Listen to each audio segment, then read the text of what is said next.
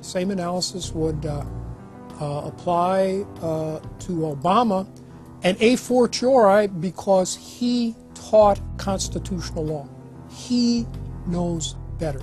He's a lawyer licensed to practice law, who, as I am, who took an oath when he was licensed to uphold the Constitution and laws of the United States of America. With his signature on the spending bill also came Obama's first signing statement, a presidential declaration freeing him from following some of the bill's contents. I believe in the Constitution and I will obey the Constitution of the United States. We're not going to use signing statements as a way of doing an end run around Congress. All right? He also promised that he would call on Congress to take at least 5 days to read new legislation before it was voted on. When there's a bill that ends up on my desk as president, you, the public, will have 5 days to look online and find out what's in it before I sign it, so that you know what your government's doing. But from his first day in power, he has aggressively pressured Congress to quickly pass bills before lawmakers and the public even have a chance to see them. Will state his parliamentary inquiry. Speaker, in order to try to figure out what we're doing, how much damage to the country, I tried to get a copy of the bill. We have out here on the table 2454 that has 1,090 pages in it, but I've understood since debate in here that there's another 300 pages that were added in the middle of the night. My inquiry is, how do I get a copy of the other 300 pages that people on here or here on the floor hadn't had a chance to read or see? Where do we get that before we cram this down on the American people? Is there somewhere physically in the House of Representatives a copy of what we're voting on?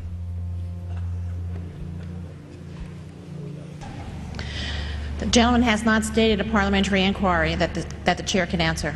Mr. Speaker, I have to say that I am outraged. Here we are getting ready to vote on a piece of legislation, and we haven't even seen 300 pieces of this legislation. No one can even find the bill or even knows where it's at.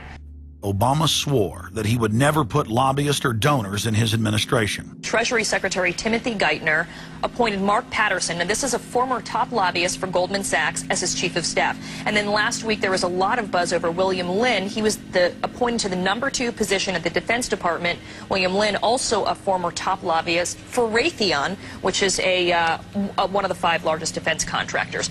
He has now broken all previous records by cramming his administration full of contributors and lobbyists who openly write legislation being proposed by the White House. There's a good reason Obama doesn't want to give the people or Congress any time to read the bills. I'm still needing a copy of the other 300 mysterious pages that we don't get to see here. Shortly after the 2008 election, Vice President Joe Biden confided to top supporters that it was essential that their program be implemented at lightning speed. Because their agenda was so unpopular, they knew Obama would lose support quickly. Obama's handlers were in a race to pass a raft of legislation before the people discovered that Obama was just a slicker, updated version of previous puppets. Obama is the New World Order's closer. It's his job to repackage and solidify the tyrannical policies of George W. Bush as progressive and trendy. So part of my job, I think, as president, is to make government cool again. Chris Hedges, author of Empire of Illusion, explained it succinctly. President Obama does one thing, and brand Obama gets you to believe another. This is the essence of successful advertising. You buy or do what the advertiser wants because of how they make you feel. Through Obama, the global establishment are now putting their entire program into high gear.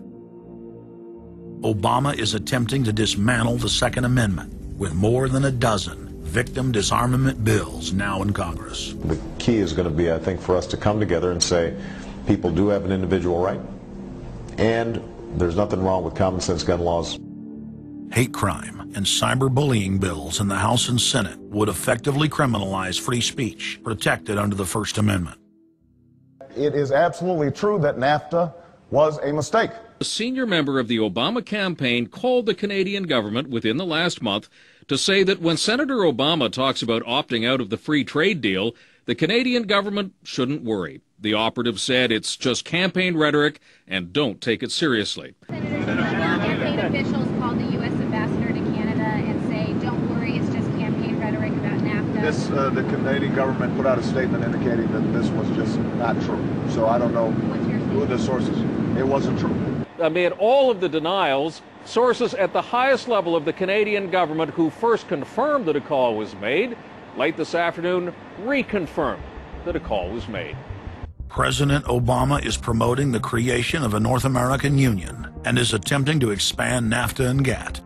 President Obama is pushing nation-ending blanket amnesty for more than 20 million foreign aliens living illegally inside the United States. He's also overseeing the hijacking of health care by the federal government, which will nationalize more than 20% of the U.S. economy. And you want us to believe that a government that can't even run a cash for clunkers program is going to run 1/7 of our U.S. economy. No, sir. No. Obama is continuing the transfer of national sovereignty to unelected international bodies like the United Nations and World Trade Organization. And most important of all, under the cover of banking reform, Obama wants to hand dictatorial power over the United States economy to an offshore private banking cartel known as the Bank of the World. Richard, what happened to all those threats from France's president about storming out and about having a global regulator who was going to reach across borders and be able to deal with markets no matter what country they were in? They have opened up the idea of there being some form of other regulator across countries, and I think that's going to come So back. is this some sort of new world order, which Gordon Brown kind of alluded to? I think a new world order is emerging, and with it the foundations of a new and progressive era of international cooperation. The finance heads of the 20 industrialized nations met again in late September of 2009 at the G20 summit in Pittsburgh, Pennsylvania. At that meeting, ministers called for an end to the dollar as the world reserve currency. They also called for a strengthening of global governance and called for a new world order. While the bankers were busy carving up the world at the G20 summit, Barack Obama was in New York City at the United Nations because he's got a new job to chair the United Nations Security Council, the most powerful position in the world government body. President Obama does what no other U.S. president ever has. As President Obama presided over the UN's most powerful body, that would be the Security Council. 6,191st meeting of the Security Council. For a couple of hours, you could say Mr. Obama was president of the world. It is the story of a world that understands that no difference or division is worth destroying all that we have built. In my own country, it has brought Democrats and Republican leaders together. Leaders like George Shultz, Bill Perry, Henry Kissinger, and Sam Nunn, who are with us here today. Barack Obama is the first president to hold two posts simultaneously. And there's a good reason for that. It's illegal. Article 1, Section 9 of the Constitution forbids any U.S. president from serving any foreign government or institution. He swears an oath to protect and defend the Constitution of the United States. But now Barack Obama has sworn allegiance to the global government and the United Nations that he heads up. Let that sink in real good. Barack Obama now heads the United Nations Security Council. You cannot serve two masters, and Obama isn't. He's selling out the last vestiges of sovereignty that this country had. This, ladies and gentlemen, is the destruction of our nation, and it's also high treason. Obama's lies are obvious and out in the open.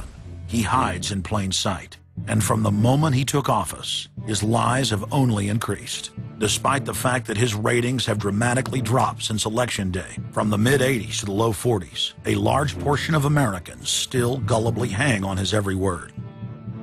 It is bringing entertainment to thousands of people. Through its magic, we are able to enjoy a combination of the radio, motion pictures, and the stage, right in the comfort of our own homes, simply by pushing a button and turning a dial.